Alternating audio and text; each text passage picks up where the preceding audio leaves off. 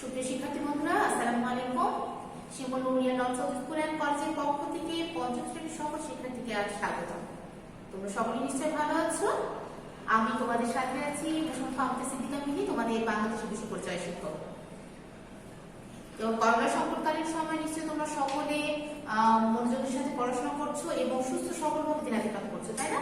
আর কি পুষ্টিকর খাবার খাচ্ছো, হাত স্যানিটাইজ করছো এবং যারা পড়ছে না ছোটরা তাদেরকেও সচেতন করছো, না নিজেরা সচেতন থাকছো এবং অন্যদেরকেও সচেতন করছো।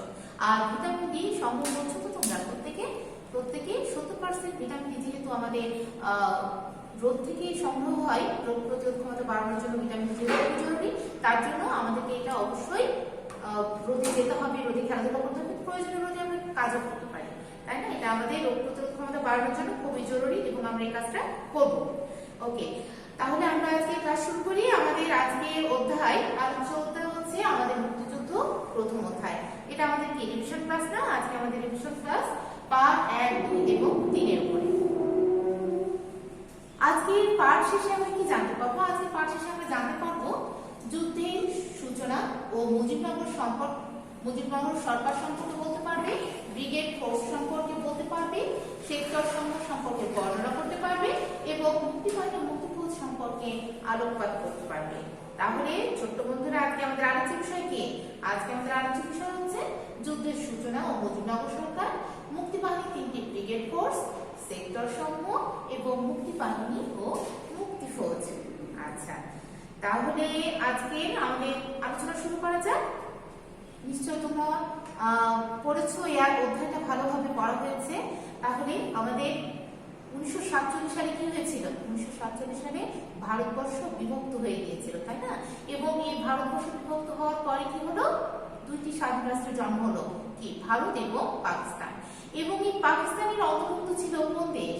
আমাদের দেশ, অর্থাৎ বাংলাদেশ। এই যে বাংলাদেশ পাকিস্তান অন্তর্ভুক্ত হলো এবং বাংলাদেশ ভেবেছিল যে তারাও খুব সুন্দরভাবে জীবনযাপন করতে পারবে, সকল অধিকার তারা ভোগ করতে পারবে, কিন্তু পশ্চিম পাকিস্তানি শাসক গোষ্ঠী অর্থাৎ পশ্চিম পাকিস্তানি সরকার সেটা করতে দেয়নি।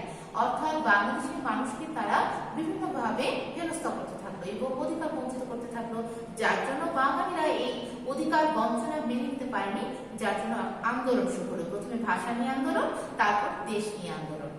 এই যে এবং ভাষা নিয়ে আন্দোলন কি হয়েছিল? 1952 সালে কি হয়েছিল? ভাষা আন্দোলন। এই যে আমরা কথা বলছি বাংলা ভাষায়, এই যে বাংলা ভাষায় কথা বলাটা আমরা খুব সহজভাবে পেয়েছি না? আমরা সহজভাবে পাইনি। আমাদেরকে বলা হয়েছিল সকলে উর্দু ভাষায় কথা বলবে, কিন্তু আমরা সংখ্যাগরিষ্ঠ বাঙালি মানুষ কেন উর্দু ভাষায় কথা বলবো? আমরা বাংলা ভাষায় কথা বলবো। এই যে আমাদের মনোবল, আমরা বাংলা ভাষায় কথা বলবো এবং এটাকে ছিনিয়ে আনতে হবে, এই থেকে আন্দোলন শুরু হলো। এবং সর্বশেষে 1952 সালের ভাষা আন্দোলনের মাধ্যমে আমরা আমাদের মাতৃভাষা বাংলাকে রাষ্ট্রভাষা হিসেবে ফিরে পেলাম। তারপরে কি হলো? আন্দোলন চলতেই থাকলো, অধিকার বঞ্চনা এগুলো চলতেই থাকলো পশ্চিম পাকিস্তানি শাসক গোষ্ঠী বাংলাদেশের জনগণের উপরে। তারপরে 1966 সালে 6 দফা আন্দোলন।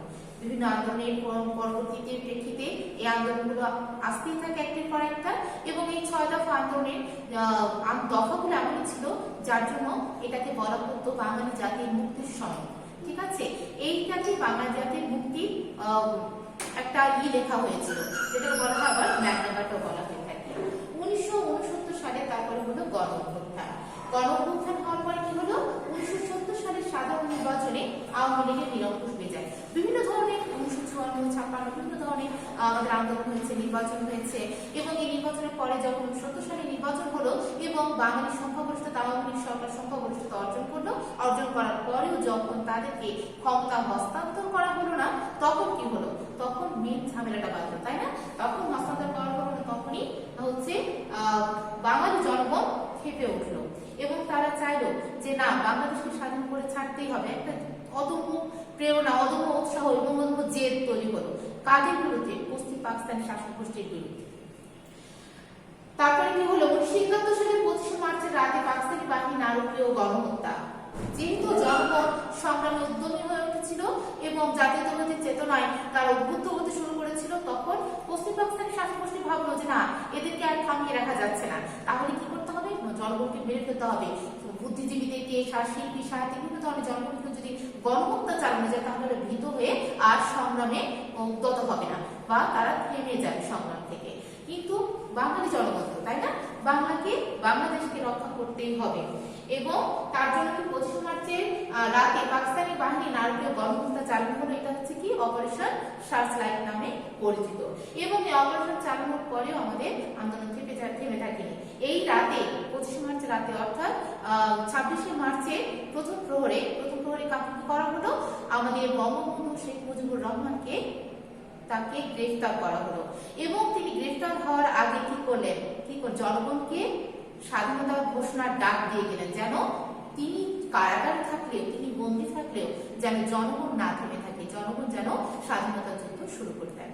এবং তার ঘোষণা দিয়ে গেলেন। তারপর থেকে শুরু হলো স্বাধীনতা যুদ্ধ। এই জন্যই আমরা 26শে মার্চকে জাতীয় দিবস হিসেবে পালন করে থাকি, স্বাধীনতা দিবস বা জাতীয় দিবস। 1971 সালের 26শে মার্চ বঙ্গবন্ধু স্বাধীনতা ঘোষণার মাধ্যমে কি শুরু হলো, মহান মুক্তিযুদ্ধে শুরু হলো। তারপরে কি হলো, যুদ্ধ শুরু হলো। তারপরে যুদ্ধকে পরিচালনার জন্য বাংলাদেশকে কি করা হলো, বাংলাদেশকে একটা সরকার গঠনের প্রয়োজনীয়তা অনুভব করা হলো। এবং এই প্রয়োজনীয়তা থেকেই যে বাংলাদেশকে যুদ্ধকে পরিচালিত করতে হবে, বাংলাদেশকে বিভিন্ন জায়গায় বিভিন্ন জনকে নেতৃত্ব দিতে হবে, নেতৃত্বের জন্য মুজিবনগর সরকার গঠন করা হলো। কত তারিখে গঠন করা হলো, 1971 সালের 10 এপ্রিল। 1971 সালে 10 এপ্রিল।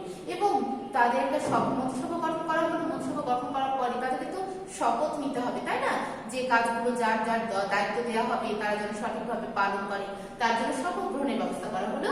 শপথ গ্রহণ হলো 1971 সালে 17 এপ্রিল, অর্থাৎ 10 এপ্রিলের 7 দিন পরে 17 এপ্রিল।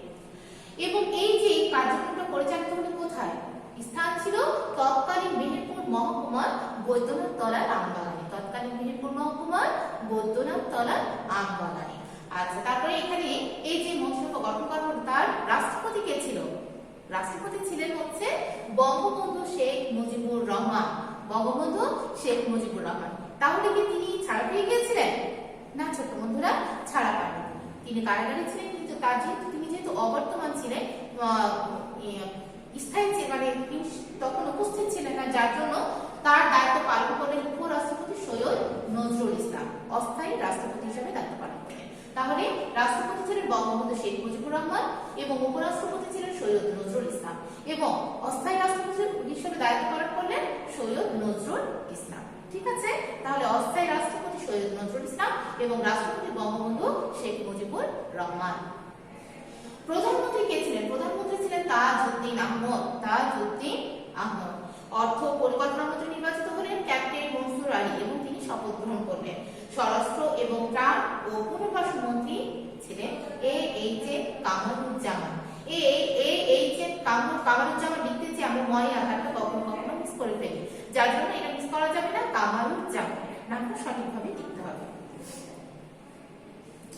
মুজিবনগর সরকার গঠিত হলো। এখন মুজিবনগর সরকারের তো কাজ হয়, তাই না, তাহলে যুদ্ধকে পরিচালিত করতে হবে এবং এই যুদ্ধ পরিচালনার ফলে আমাদের মুক্তিযুদ্ধের প্রতি অনেকখানি বৃদ্ধি পেল। অর্থাৎ মুক্তিযুদ্ধের মুজিবনগর সরকারের গুরুত্ব কি দেখি আমরা একটু। মুক্তিযুদ্ধকে সঠিক পথে পরিচালনার জন্য মুজিবনগর সরকার গঠিত হয়েছিল এবং এই যে মুজিবনগর সরকার গঠিত হলো তার জন্য কি হলো, মুক্তিযুদ্ধের গতিও বৃদ্ধি পেল। মুক্তিযুদ্ধের গতি বৃদ্ধি পেল, দেশ ও বিদেশে মুক্তিযুদ্ধের পক্ষে জনসমর্থন আদায় করা সম্ভব হলো। জনগণ বাংলাদেশের মুক্তিযুদ্ধকে সমর্থন দিতে থাকলো। দেশকে শত্রুমুক্ত করার আহ্বান জানানো হলো মুজিবনগর সরকারের নেতৃত্বে এবং সকল শ্রেণীর বাঙালি সশস্ত্র সংগ্রামে ঝাঁপিয়ে পড়ল। তাহলে সকল শ্রেণীর বাঙালি সশস্ত্র সংগ্রামে ঝাঁপিয়ে পড়েছিল কার নেতৃত্বে? মুজিবনগর সরকারের নেতৃত্বে। মুজিবনগর সরকার তো গঠিত হলো। এখন মুজিবনগর সরকার গঠিত হলে মুক্তিযুদ্ধের সামরিক বাহিনী কি মুক্তিযুদ্ধ পরিচালনা করবে, তার জন্য একটা মুক্তি বাহিনী গঠন করা হলো যারা যুদ্ধে অংশগ্রহণ করবে। মুক্তি বাহিনী গঠন করা হলো 1971 সালে 11 জুলাই। মুক্তি বাহিনী বেসামরিক জনতার সংগ্রামে এটা গঠিত হয়েছিল। 1971 সালে 11 জুলাই গঠিত হলো। প্রধান সেনাপতি ছিলেন জেনারেল মোহাম্মদ আতাউর গনি ওসমানী, অর্থাৎ জেনারেল আতাউর গনি ওসমানী ছিলেন প্রধান সেনাপতি এবং উপপ্রধান সেনাপতি ছিলেন গ্রুপ ক্যাপ্টেন এ.কে. খন্দকার। প্রধান সেনাপতি কে ছিলেন? Group captain A K. খন্দকার। আমাদের এই নামগুলো খুব মনোযোগের সাথে পড়তে হবে এবং মনে রাখা লাগবে, বানানগুলো আমাদের আত্মস্থ করতে হবে। মুক্তি ফৌজ গঠন করা হলো 30,000 নিয়মিত যোদ্ধাদের। তাহলে 30,000 নিয়মিত যোদ্ধাদের নিয়ে মুক্তি ফৌজ গঠন করা হলো এবং মুক্তি বাহিনীকে 3টি ব্রিগেড ফোর্সেও ভাগ করা হয়েছিল। কি কি ফোর্সে ভাগ করা হয়েছিল আমরা একটু দেখি। কে ফোর্স, এস ফোর্স এবং জেড ফোর্স। তাহলে 3টি ব্রিগেড ফোর্সের নাম কি ছিল? কে ফোর্স, এস ফোর্স এবং জেড ফোর্স। এই যে 3টি ফোর্স ছিল, এই ফোর্সগুলো তো প্রতিনিধিত্ব করেছেন কেউ, তাই না? কারা কারা প্রতিনিধিত্ব করেছেন আমরা একটু দেখি। মেজর খালেদ মোশাররফ।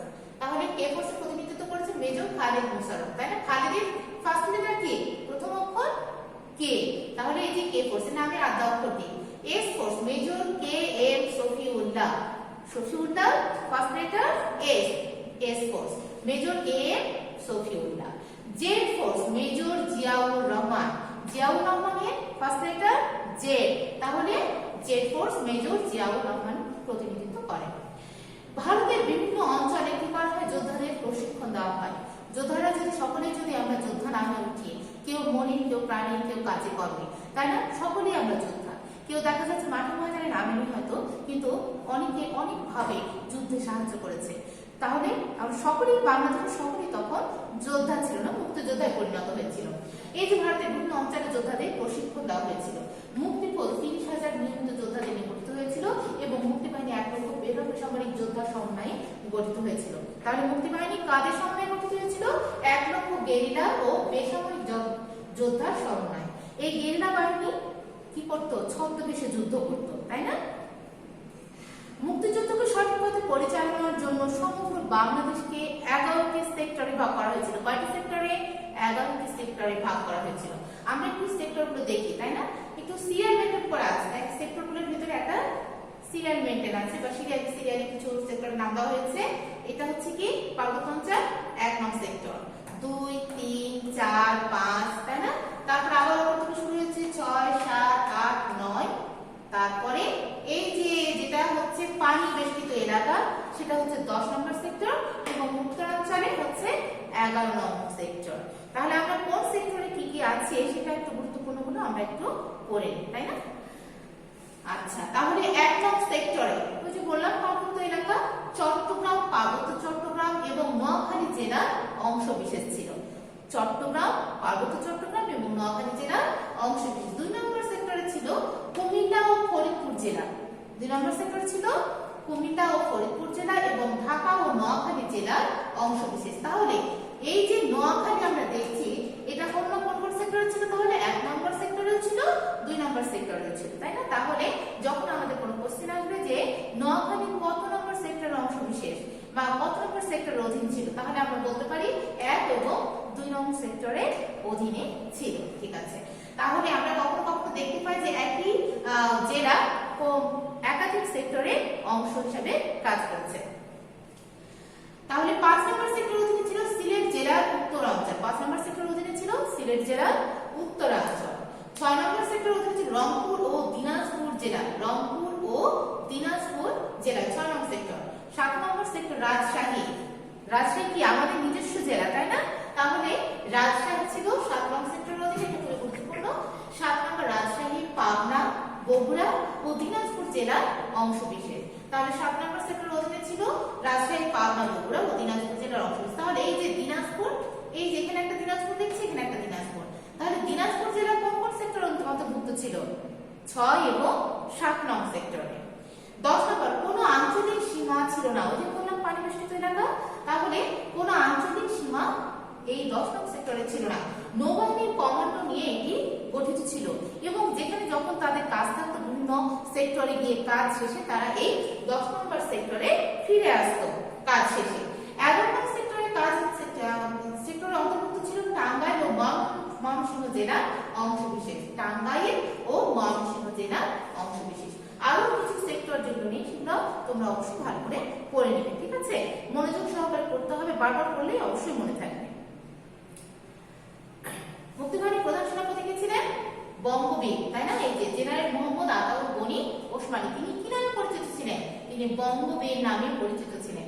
তিনি বঙ্গবীর নামে পরিচিত ছিলেন এবং তিনি চাকুরি থেকে অবসর গ্রহণ করেন 1972 সালে। কত সালে? 1972 সালে চাকুরি থেকে অবসর গ্রহণ করেন। আমাদের 1971 সালে মুক্তিযুদ্ধ হয়, দেশ স্বাধীন হয়, তাই না? আর 1972 সালে, তার পরের বছরে তিনি চাকুরি থেকে অবসর নেন। নির্দেশনা ছিল, দুইটা ভাগে বিভক্ত হয়েছিল, একটা হচ্ছে অ্যাকশন গ্রুপ, একটা হচ্ছে ইন্টেলিজেন্স গ্রুপ। এবং এই দুই গ্রুপের জন্য দুই ধরনের নির্দেশনা ছিল। অ্যাকশন গ্রুপ কি করতো? অ্যাকশন মানে কি? কাজ করা, বলে না বাচ্চারা, দেখে যে অ্যাকশন বলে বলে খেলাধুলা করে পিস্তল নিয়ে, ওইটাই হচ্ছে অ্যাকশন গ্রুপ। অ্যাকশন গ্রুপের কাজ ছিল অস্ত্র বহন করতেন তারা এবং সম্মুখ যুদ্ধে অংশ নিতেন। সম্মুখ মানে কি? মুখোমুখি যুদ্ধ, মুখোমুখি যুদ্ধে অংশগ্রহণ করতে এই অ্যাকশন গ্রুপের সদস্যরা। আর ইন্টেলিজেন্স গ্রুপের কাজ ছিল শত্রু পক্ষের গতিবিধি সম্পর্কে খবরাখবর সংগ্রহ। মানে কোথায় শত্রুপক্ষ যাচ্ছে, কোথায় কি কাজ করছে, কোথায় তারা বাঙালিদেরকে হারানোর জন্য মন্ত্রণা চালাচ্ছে ইত্যাদি বিষয়গুলো গতিবিধি সম্পর্কে খবরাখবর সংগ্রহ করত এই ইন্টেলিজেন্স গ্রুপ।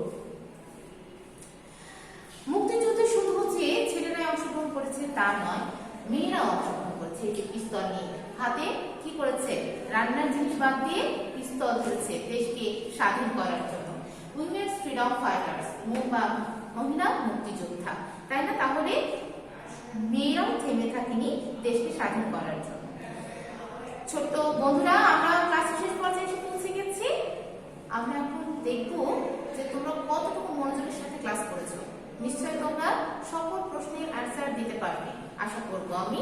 তাহলে আমরা একটু পড়া ধরি এবং তোমরা সকলে মুখে উচ্চারণ করবে।